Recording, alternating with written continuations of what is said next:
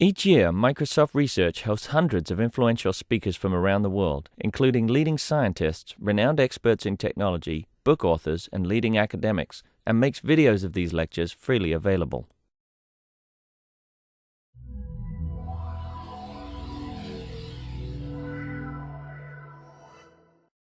They all came in while I was upstairs. Okay.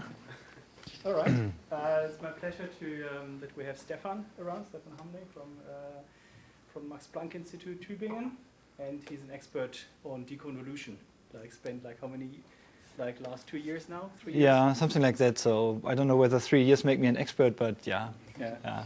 All right. Good. Okay. Yes.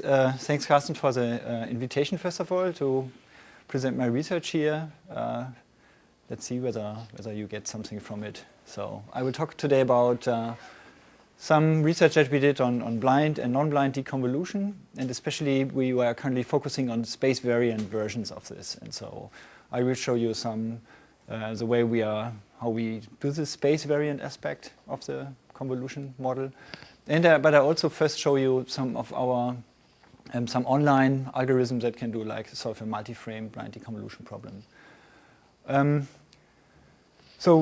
But first I would like to give you an overview of the kind of works that we are doing in Tübingen in like computational imaging, or you can call it computational photography, or you could also call it image processing, so in this kind of area. So we have a large body of work on deconvolution. So one variant is where you have multiple frames and you want to infer a single one. You can also combine it with super resolution. You can do it with spatially varying convolution. You can also then combine the spatially varying convolution for single image deconvolution, where we have some work on removing lens aberration and also on camera shake removal. And we also did recently some work on flipping foreground and background. So suppose you take a photograph where the background is sharp and the foreground is unsharp, and you want to swap it. So this is kind of preliminary. I don't show you much from here, but this is an interesting topic we are kind of following up in the future. We also did some work on denoising. Basically, deconvolution and denoising, they are very closely related.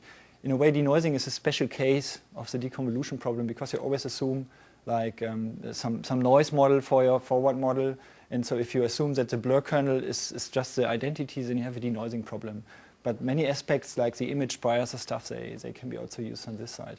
But something quite interesting that we did here we focused on astronomical images, where you put your camera on a telescope and you make an exposure like 8 minutes or 10 minutes or 15 minutes. And then with these long exposure times, suddenly you get problems with the sensor, that the sensor is inventing pixels. And the curious thing is that if you have, let's say you buy 2 Canon EOS cameras, then the sensors, they are like the same manufacturer, but they have slightly different noise characteristics. So some pixel which might be hot, so which might just fire on one camera, might not fire on the other one. So there are differences. And what we did in this project, that we wanted to have a camera-specific modeling of the sensor. So we kind of model the noise characteristic of a particular camera, and then use that information to do a better denoising. And that's an interesting direction, I guess. Because you could also imagine people having a big database of images that they took over the last 10 years, and then taking this database and now inferring the noise properties of the cameras that you use, and then to use that information additionally. I think that's an interesting direction to follow. Some other project it's a little one where we kind of try to improve some of the state-of-the-art methods for some very extreme noise regimes, and with some simple tricks with Laplacian pyramids, and we were able to do so. But the attractive thing about computational imaging is that it has interesting applications, and that's also something that what we are interested in. So one application is astronomy. Actually, those were also the images that we were most motivated by at the beginning.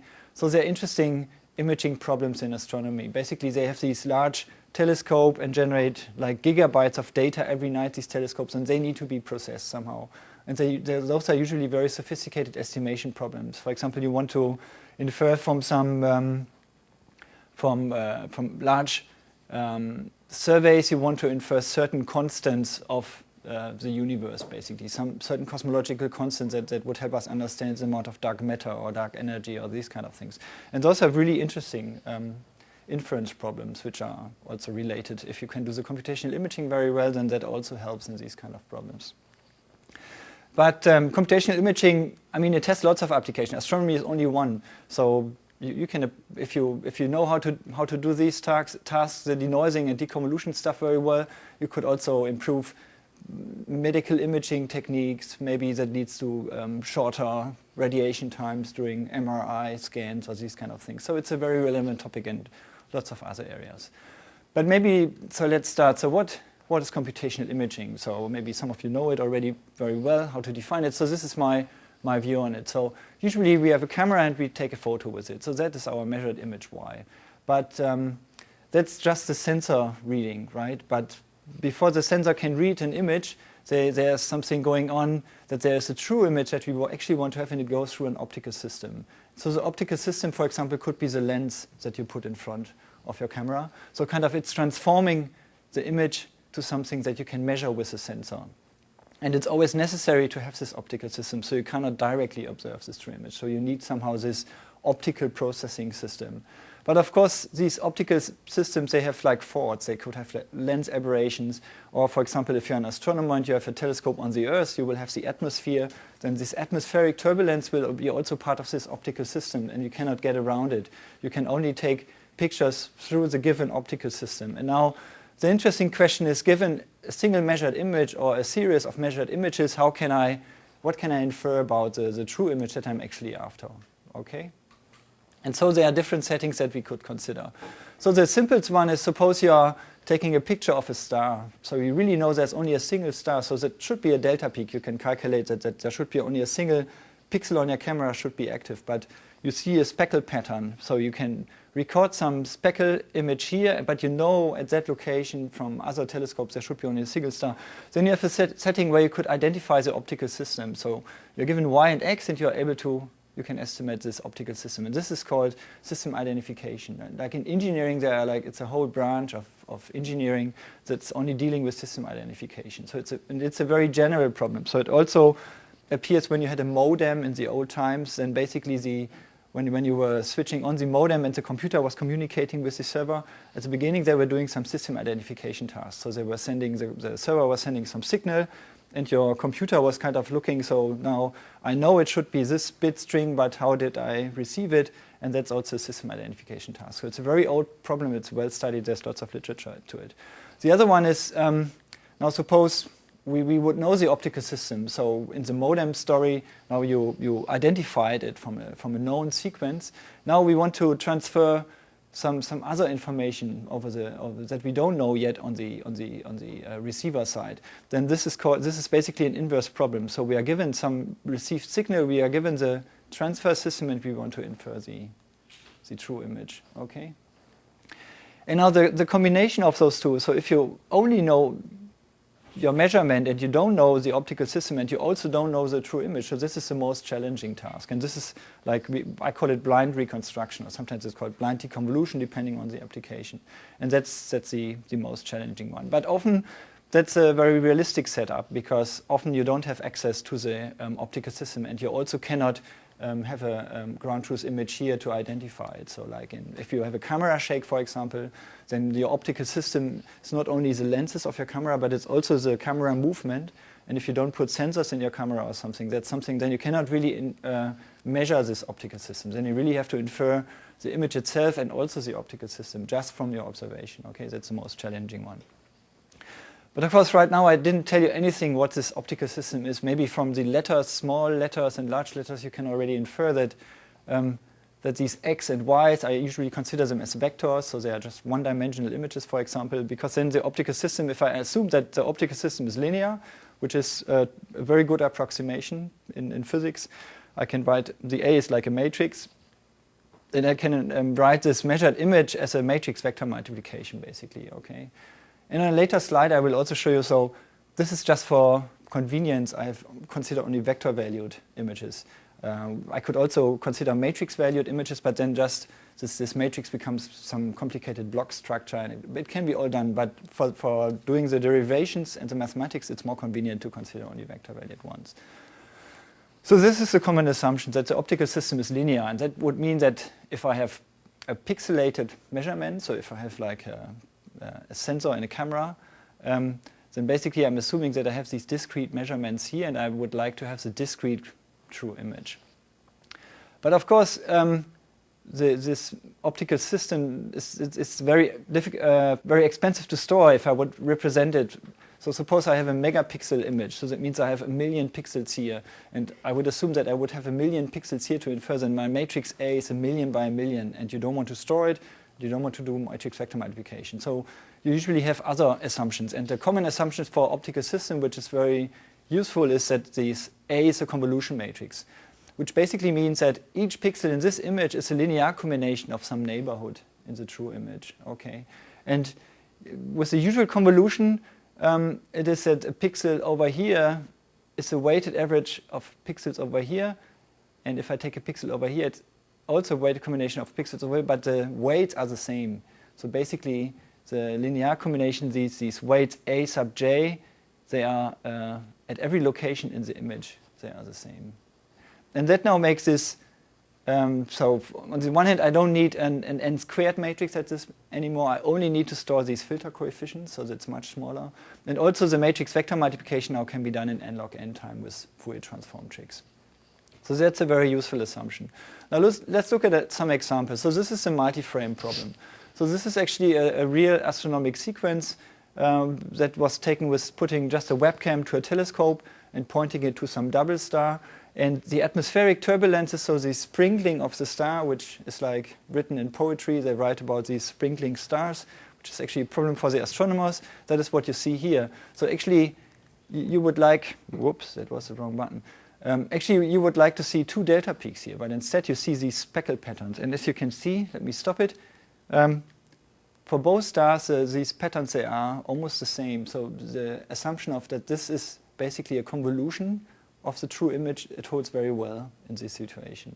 And now, as you can also see, there's lots of noise here.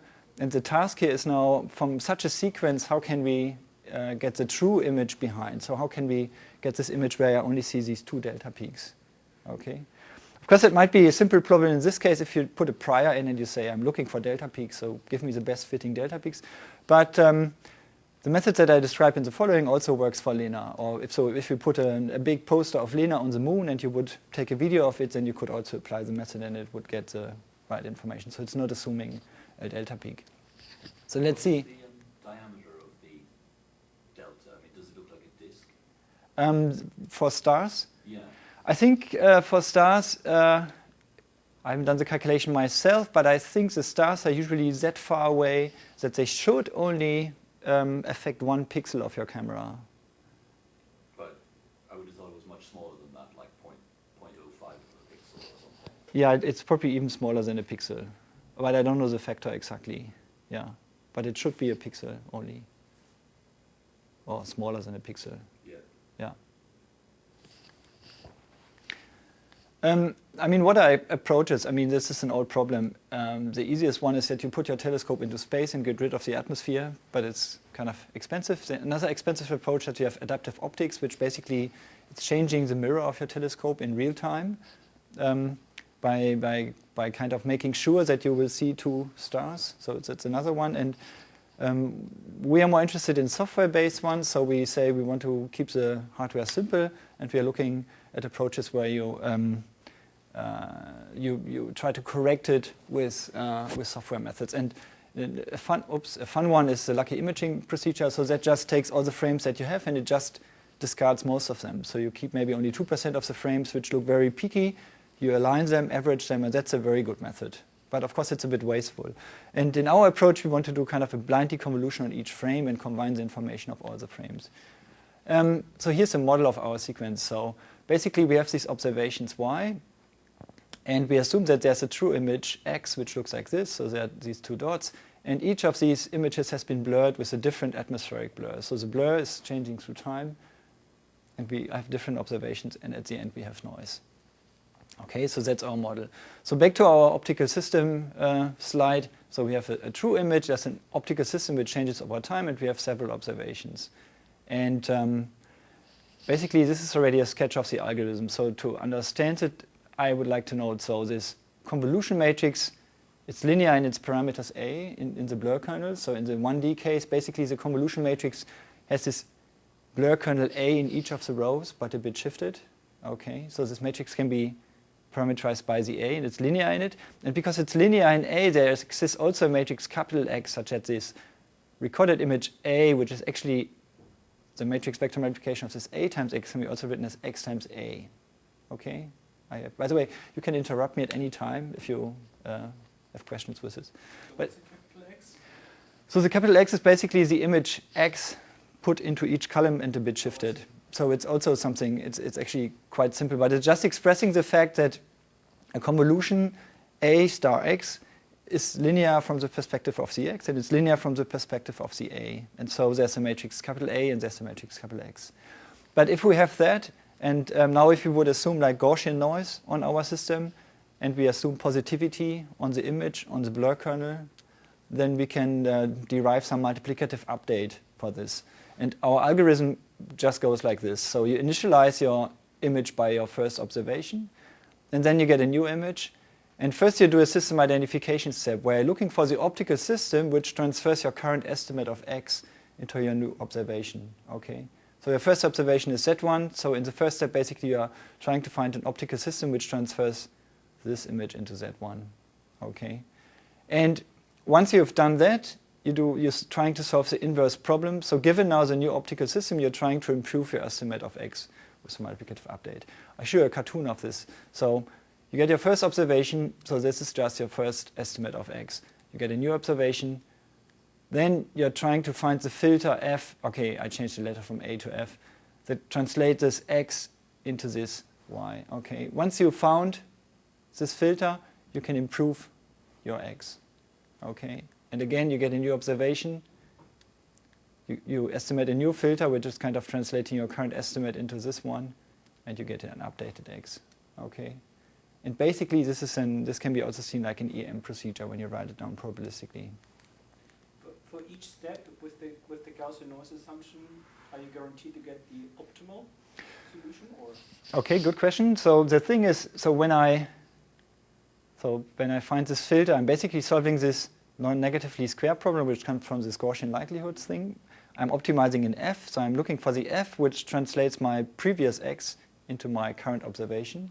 Okay, and I optimize this as good as I can. And why am I doing this? Because, like, Y is a vector with the length of the number of pixels. So I have as many equations as I have pixels. But the filter F has much fewer coefficients than I have pixels. So I have so this problem is totally overdetermined. So I can estimate the F very well. And so I really optimize it as good as I can.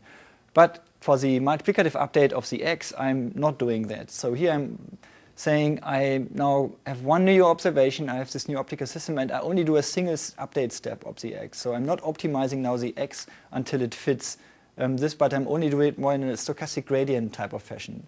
So this is an online method which kind of suggests, so I have a telescope and I just produce frames, like 100 frames a second or something. So I can just let it run 5 minutes longer if I'm not happy with my estimate yet. And so I have an abundance of data. And so I take a new frame, I just make a little improvement here, and then I go to the next frame to avoid, like, because from the perspective of X, this equation, so I have only as many equations as I have pixels, so that's a bit more tricky to get a good solution. And so I'm only doing one update step that then guarantees me that I get closer to the optimum in a stochastic fashion, but I'm not optimizing it towards the goal. If you were to just try to just get the zero, let's say time zero, perfect. Yeah. With Gaussian noise, is it ill-posed or is it?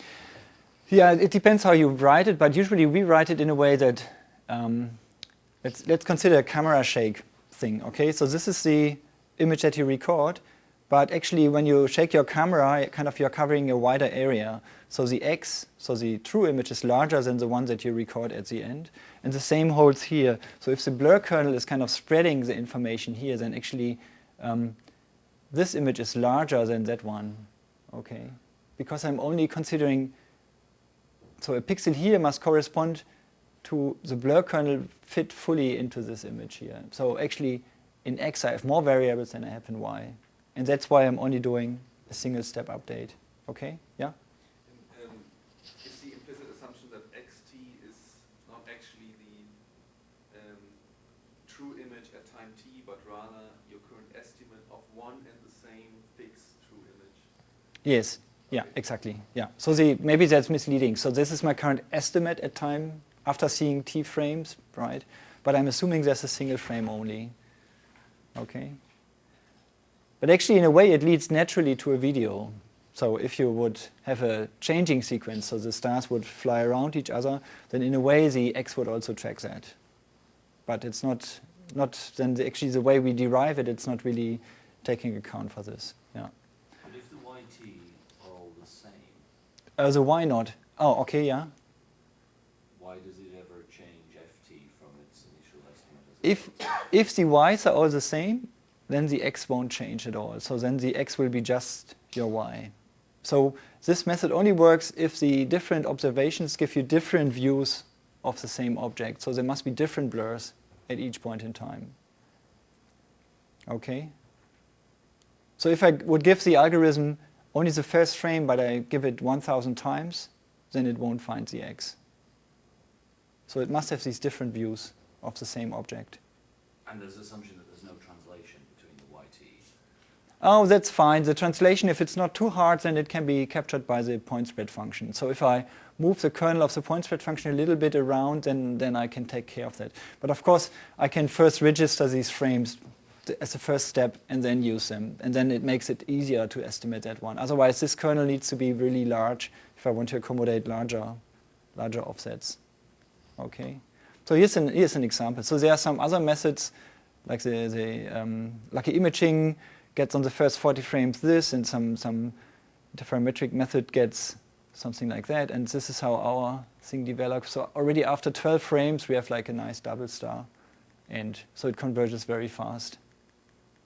But of course, it only converges because we have so many different views of the same object. Okay. So if they would be very similar here, then it would be much harder to estimate the star. So the point spread function is not constant over time? No, it's changing. Yeah, because the atmosphere, basically, there are different layers of air moving left and right. And You want to end up with the single point spread function? no, it will be, I mean, I could take the sequence and I could run over it over and over to improve the results a bit. But it's important that the point spread function is different for each observation. And you don't put anything in that the xt should be Any prior. as similar as possible, because currently it looks like it gets more and more like converges to a certain point. Yeah. But it doesn't have to potentially. I mean, if Yes. you were to do more iterations within time, it could go to somewhere else. Yeah, right? I mean, that's right. That's like usually with online procedures, at least we cannot prove for our online procedures that it will go to the global optimum. But like experimentally, we take this sequence and we randomize it, and then we run it again and look at the difference between the result, and it goes nicely to 0. Or you go backwards to your sequence and you see that they go to the same result. So experimentally, at least, it shows. But you cannot prove anything, and you No. And you didn't put anything in that it has to converge. No, or anything. no. Okay. Actually, that's something nice about this method. Since we have so many frames, we don't have to make strong assumptions here, which is something. Let's say you're in astronomy, you want to do photometry or something, so you really want to find an objective result, which is kind of true in a way and can explain all your observations. Then this method will find it. Okay, this was the algorithm, so that's great. So it converges very nicely, and it had these simple things. So now, if you would have a more difficult optical system, for example, for a space-invariant blur. And we can write it also as matrix vector multiplication. And if I could give you this fast matrix vector multiplication for A and for A transpose, and also for X and X transpose, we can right away use this algorithm for more complicated setups. And so a trivial generalization is to do also super resolution with it. So I can put a downsampling matrix into my forward model. So basically, maybe I stop this for a second. So basically, my forward model is my true image is a high resolution image of stars, and then this one gets blurred by a high resolution point spread function, and then the result gets downsampled, for example, to only half the number of pixels or an eighth the number of pixels. And if that is my forward model, it's still linear. And so I can also plug it into the algorithm. And if I now implement the necessary matrix vector multiplication A and A transpose and X transpose, if I can do that, then I can directly do super resolution with the same algorithm. And this is a sequence that we generated artificially.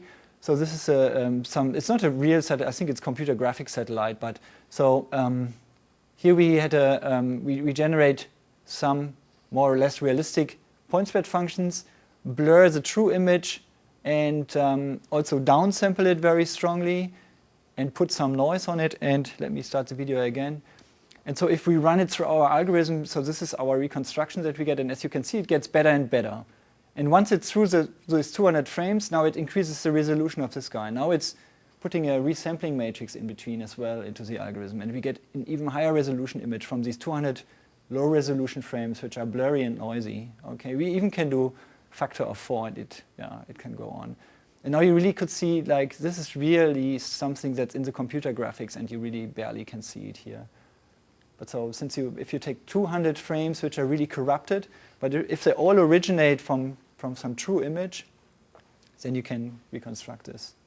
Okay, and it's the nice thing about the algorithm is it only assumes that the optical system is linear and that you can do these matrix vector multiplications fast. Okay, do you have the true image for that? No.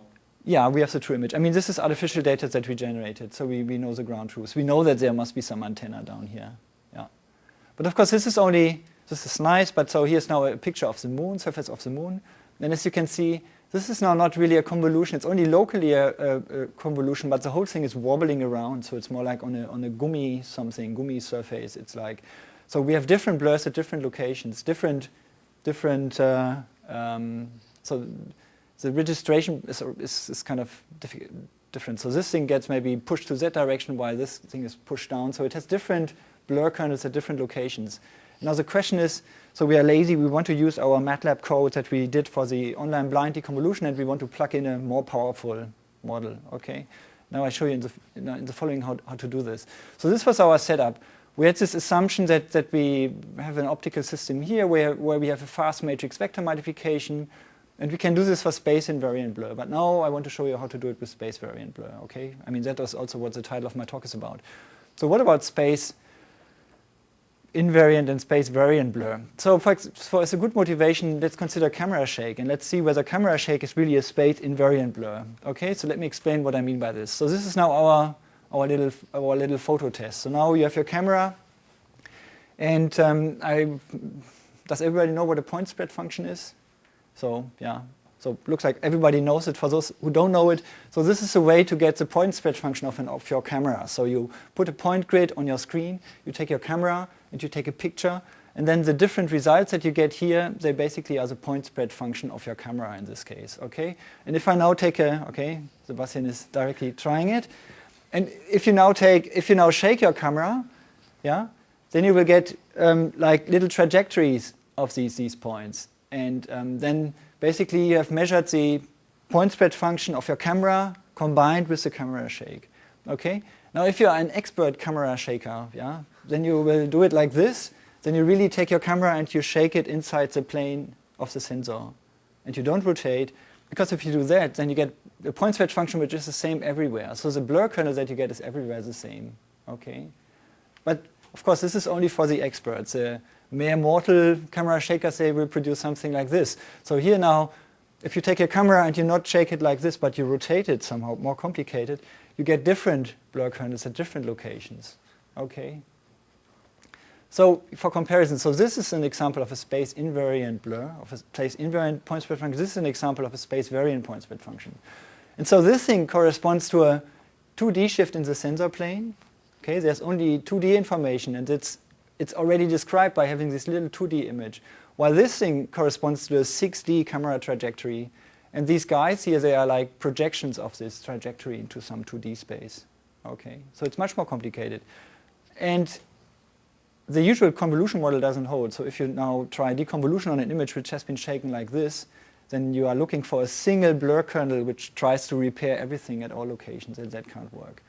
And like in the atmospheric turbulence, it would correspond that at different location, I kind of differently distort the image. Okay, and so what would be a model that we can use here? Here's another example. So our PhD students, they built a lens of themselves. They wanted to have a really crappy lens, so they built one with a single piece of glass. So they just took a very cheap lens, and they put some mount on it, and then they put it onto the €2,000 camera and took photos with it. And if you measure the point spread function of this lens, then in the center it's like a delta peak, but when you go to the edges, you see these little wings here, and you have different wings different locations. So this is the top left corner. So you have these kind of wings. In the top right corner, you have these wings. So it's also spatially varying blur. And so it's a very difficult one. So and this is not representable by a space-invariant convolution. So you really need a space-variant convolution. If you take pictures with it, it looks like this. I mean, it's artistic, but it's not really something you want. Here's another example. So this is like we wanted to have ground truth data for our air turbulence project. So we went up to the roof of our building, and we took photos through the exhaust pipe of some air conditioning system. Because now you can switch off the atmosphere, right? I mean, you can just cover it, and then you switch off the hot air. And so if you photograph through hot air, you get an image sequence which looks like this. Okay. But now here we can also shut down the pipe, and we get a ground truth image as well. And this is another example of a space-variant blur. Okay, now here are the things that we want. So this is our optical system, and the one extreme case was the arbitrary matrix A, which can express everything, right? We can give a point spread function, or we can give a blur kernel for every pixel, a different one. On the other extreme, we have space-invariant convolution, so you will have the same blur kernel at every location in the image. We want to be somewhere in between, because one is, I mean, it's computationally cheap, but it's also very restrictive. The other one is very expensive, but can express everything, but of course you can also not estimate it very well. So we want to have a forward model for space-variant convolution with somewhere in between. So we want to be able to express it as a matrix, and we want to have the parameters also appear linear in this matrix. So we can just use the algorithm that we had already. So how can we do this? One important observation is here, of course, we need to kind of we need to have some assumption. And the assumption here is that this blur kernel is smoothly changing across the image. So it's not abruptly changing, but it's only smoothly changing. Okay? And if we have a smoothly changing blur kernel, then we can approximate it by like some of these guys. So we just take, let's say, for example, these three, and we linearly interpolate between those. And this can be seen like assuming a spline. So those are the control points of a spline in these higher dimensional space of the blur kernels, and we're kind of smoothly approximating, fading one in and fading one out. Okay, and by this we can have these different blur kernels in between. And so this is how the forward model looks like. Now the confusing thing is that the forward model now goes backwards, but I think you can deal with it. So here's your image, and we chop it into overlapping pieces. So these support pieces, those are the support pieces of these different weights. Okay, so they are overlapping, so we get overlapping patches of this image. And then to each of these patches we apply this weighting function, so we fade it smoothly in and out. Then we apply the local blur kernel to these patches to get over here. And then basically we need to move them, overlap them to the right location, and sum it up. And this is our forward model now. Now the nice thing here is the more control points I take, the better my approximation. But of course the more expensive the calculation is. Okay, so there's this trade-off. So between the most extreme one where we have an arbitrary matrix and where we have a convolution matrix where everything is the same. Now what about efficiency? So basically, what I just described here is a variant of the overlap add algorithm that is like known in signal processing to do a very fast convolution. And the trick is, if you can also see it like you're taking the short-time Fourier transform of your signal or image, then you apply a different blur kernel to each of your patches, and you do the short-time Fourier synthesis step again to get the result. So this is the forward model. And if you do it, actually, the price you pay is you pay only an overhead if since pixels are overlapping, so patches are overlapping, you pay like a constant factor Q. So if you, let's say, have every pixel is served by 5 point spread functions, basically, then you will have a factor of 5 being slower. Okay, so it's still very efficient. It's still with this logarithm thingy. So the matrix vector multiplication for this forward model can be done almost as fast as for the space-invariant convolution. So here's again our algorithm. Great. So now what do we have? So I showed you the forward model, how to calculate it. And this now allows us to calculate A times X. Okay? And we can do A times X very fast. Now how about A transpose? I mean, this looks like a big mess for the thing that I just explained to you to derive the A transpose operation in a fast way. Also, we don't know exactly how to do the X and X transpose. So let me explain you how to do this. So first start with for the notation, let's first start with the space-invariant convolution. And now this is maybe the most technical slide, and it's just has a little bit annoying notation, but it's I hope to show you at the end of the slide why this is useful. So basically the matrix vector multiplication for the space-invariant convolution. So usually space-invariant convolution is done in Fourier space. So what you do is you take your image x, you take the Fourier transform of it, you take your filter, you zero pad it to the same length as the image x, you take the Fourier transform of it, and then you dot multiply or Hadamard product or dot star in MATLAB, those two things. Take the inverse Fourier transform, and then if you want to, you can chop out the valid piece of this. Okay? So this is expressed for vector-valued images or signals right here. And you can also rewrite this Hadamard product by putting this is a vector, right? You can put it along the diagonal of a diagonal matrix. And then really you have an expression now for this matrix A. Okay? And so now this is really saying x takes the Fourier transform of it, dot multiplied with the Fourier transform of your filter, inverse Fourier transform it, and takes the z. Actually, when you write out the A, I told you how the A looks, right? It has in each row, it has this filter A in it. So it is a circulant matrix, almost a circulant matrix. And when you look it up on Wikipedia and you look at the eigenvector decomposition of a circulant matrix, the eigenvectors will be the ones from the Fourier transform. So what's written here is basically the eigenvector decomposition of the circulant matrix. So you have the Fourier transform matrix, the discrete Fourier transform matrix. The eigenvalues of a circulant matrix is the Fourier transform of these coefficients in one row, which is exactly what this says. Okay. So actually this is not so deep. So there are different ways to get to here, right? Either from the usual way how to implement a fast convolution, or you can also come from it mathematically that you know what a circulant matrix is. Okay, now why is this something useful? Because now the good thing is now we have here an expression for A, so we can also easily get an expression for A transpose, right? You just read it from left to right. Now, how do I get now to my program code? So this is like pseudo MATLAB code. So to implement this A times X, I read this from right to left, okay? And basically, that's what I did for you here. So this is the Fourier transform of X dot times pad A, and then take the Fourier transform, is multiply it with this one, inverse Fourier transform, and chop out the right piece, okay? So this is an implementation of it. And now the curious thing is, this implementation doesn't care whether X is a vector or an image. It just depends on how you implement your FFT, your pad n, and your chop n function. So if you implement it two-dimensional, you will have the code for images. If you make it three-dimensional, you will have it for videos or something. And you can also make it four-dimensional and higher dimensional. The nice thing is the mathematics is only with matrices and vectors. But then when you translate it into program code, it immediately gives you the high-dimensional implementations. And now how do you get the one for A transpose? Okay, you just read it from left to right. So this chop n function becomes a pad function. This thing becomes a Fourier transform where you need to be careful with the complex conjugate. And this stays approximately the same. And here you get also an inverse Fourier transform. So you just read this from left to right and put code for this the other way around.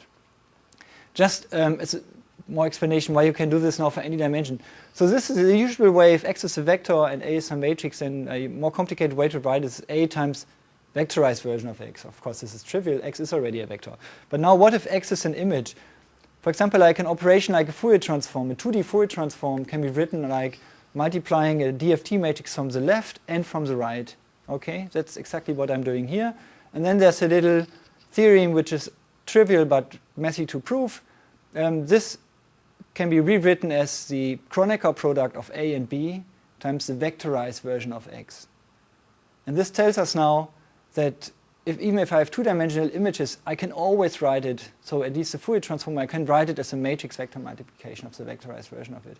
And that also holds for higher dimension. I didn't write it out here because now X would be a tensor. So it has like it's a 3D array, and we have to multiply these matrices from three sides. And I don't know what a good notation for that is. But basically, this trick holds for the Fourier transform. So the Fourier transform can be written like A times X times B transpose. It also holds for a padding function, which is basically an identity matrix with lots of zero below. And so to have a 2D padding function, it's basically multiplying from the left with an identity matrix with lots of zero, and from the right with an identity matrix with identity and lots of zero. So it can be also written like this. So it can be also written like a matrix vector multiplication. And the same for all the other operations here. So now let's get to the matrix expression for our space-variant convolution. Again, this is the image, and now you know why. Now you see why I put it the other way around, because now it corresponds nicely to these terms in this bigger expression. Basically, it's the same thing up here, but I'm now taking a sum over several. And basically, I'm now taking a sum over these several patches that I have. And now the additional operations that I need here is the CR is chopping out a piece from my larger image X. Okay, it's chopping out the Rth piece from it. Then I have a weighting function, this diagonal WR. Then I do the Fourier transform. I do the usual convolution trick in Fourier space. And then this matrix D is moving it to the right location. And you sum everything up. You chop it out, and this is your matrix vector multiplication. 5 minutes? Yeah. Okay. Okay, and now this is giving you a recipe how to write code for the more complicated thing. And it's giving you also a recipe to write code for A transpose. And actually now if you exchange A and X, you can shuffle it around. You get also code for capital X and X transpose. And you can then directly plug it into the existing code. But since I only have 7 minutes left, or 5, let me go to some results. So there's related work from other people, but it's slightly different, or it was in 1D and not that general. So let me show you some results. So those were these frames that we taken on the roof. And our reconstruction using the same online blind deconvolution algorithm from the beginning is shown in the center. Here's our ground truth image, which we got by switching off the air conditioning. And when we run it, you see that already after a couple of frames, you get a very good image here. And the surprising thing here is, say, after 100 frames, actually, this image looks better than that one. And what does it? It tells us that 100 frames that have been distorted possibly contain more information than that one, because, I mean, of course there's the air conditioning, but the tower is very far away, so there's also turbulences between us and the tower. And so our method is supposed to be able to get rid of those as well, but if I just switch on the air conditioning, there's only one part of the blur that's gone, but not the other one that is like for the rest of the air between us. Okay, so this works very nicely. Here's another imaging sequence. It's also working very well, and it's also converging quite fast. When we wrote this paper, we also got some other data sets, some MRI data set. And basically, let me maybe first focus on that one. So this is how the sequence looks. So it's really very noisy image of the slice through a mice. And the mice was not damaged. It survives this experiment because the heart is still beating. So this is actually a video. So here's a heart beating, but it's very noisy and it's jumping around and there are distortions. But we just plug the sequence into our algorithm and we get a very nice detailed reconstruction, which looks much better than some state-of-the-art approach, and we see much more detail. But of course, this now suggests, since this is a video sequence, also to reconstruct a video, and that's something we are currently working on to get a video out of it, not only like a single image, but to generate a video out of it.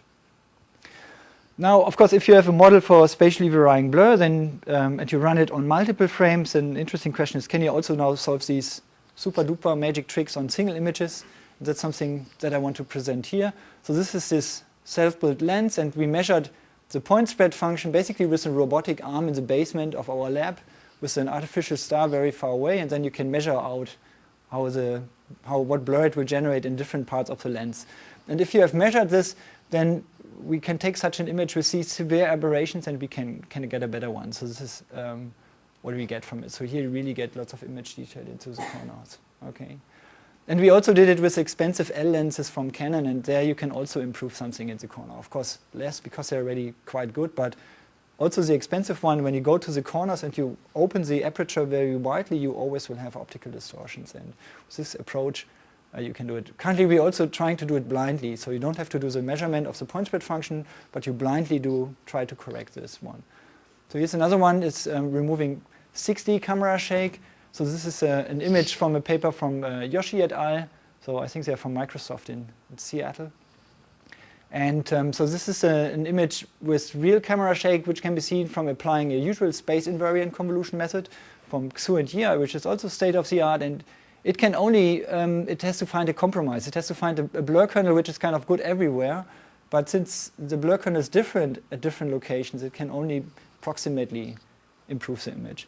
But Yoshi and I can do much better because they put sensors on the camera. So they put gyroscopes and accelerometers to the camera, and they measure the 6D trajectory, basically. And then they have the point spread function.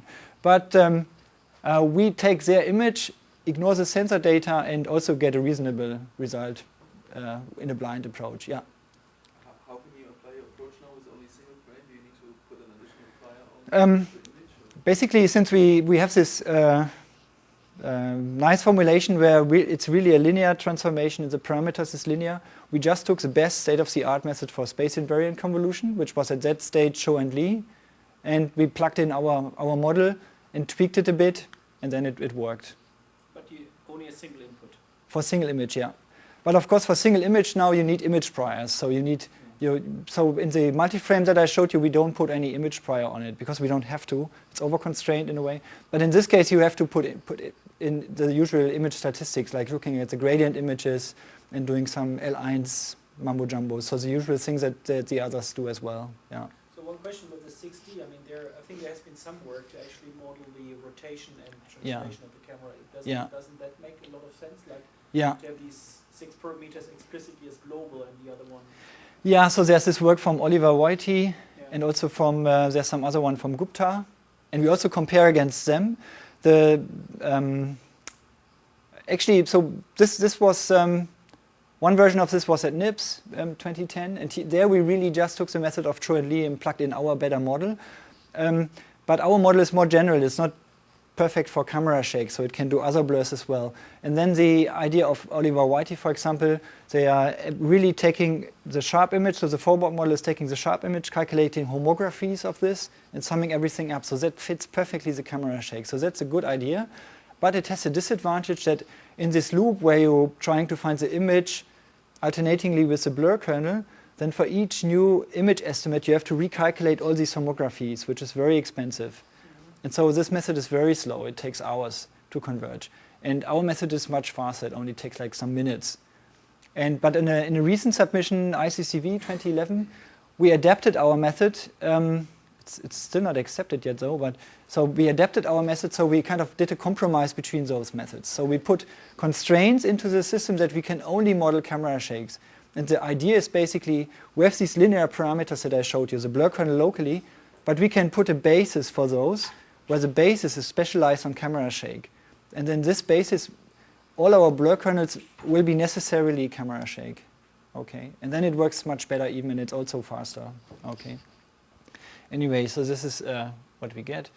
Okay, summary. I showed you some stuff about online multi-frame blind deconvolution thing.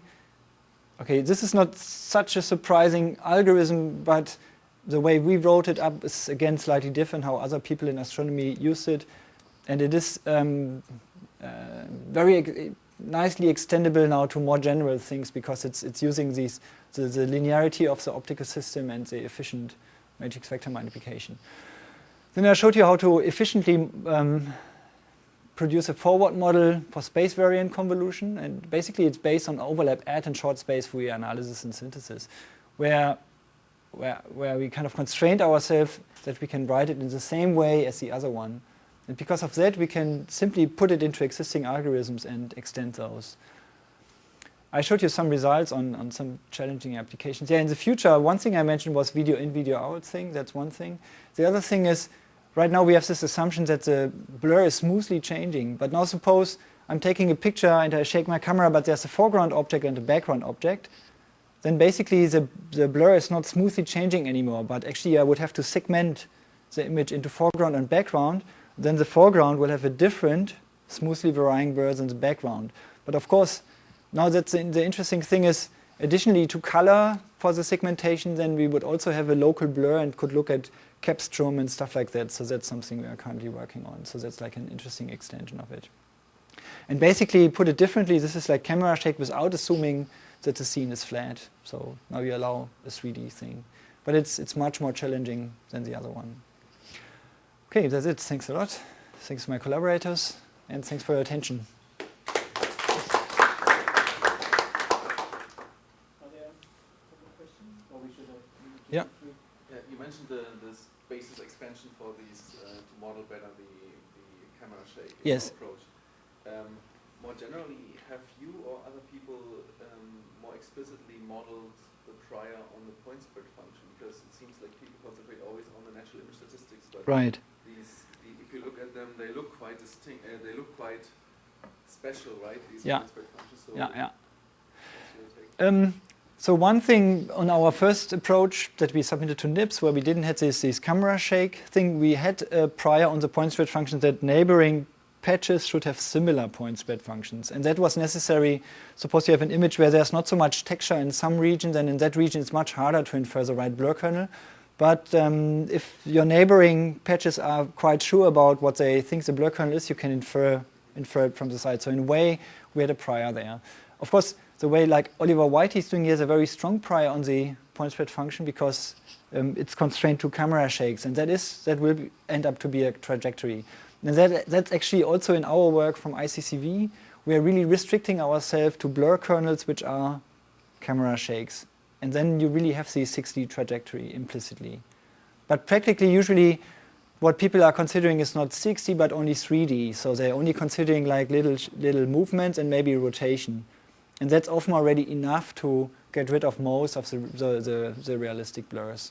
So instead of having a 6D space and restricting yourself, you restrict yourself into a 3D space where you have translation and rotation. Yeah.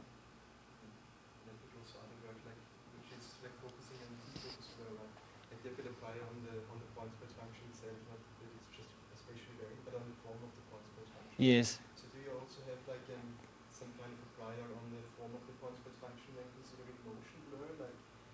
Like you're assuming like that the PSF or like the defocus blur is exactly zero, right? So you have like basically some, maybe you can make some other assumptions like about the form of the PSF itself.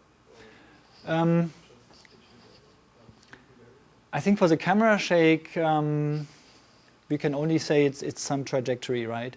But if we would, I think there's a paper by Anand Levin where there's a bus passing in an image, and there you can really assume, okay, there's a horizontal motion, and I maybe don't know the speed, I don't know the length of it, but I know it's like a linear thing, and if you put something like that in, that helps a lot, of course. Or another example, like the autofocus blur, there you really assume it's a disk, the blur kernel is a disk, and you just don't know its size, and so you only need to estimate the size. And there are like actually very old methods from the 70s or 60s where you look into the Capstro domain and then you can read off the length of a linear blur, or you can read off the radius of the disk or something. So yeah, that helps a lot if you can assume it. Yeah. All right. Thanks a lot. Okay.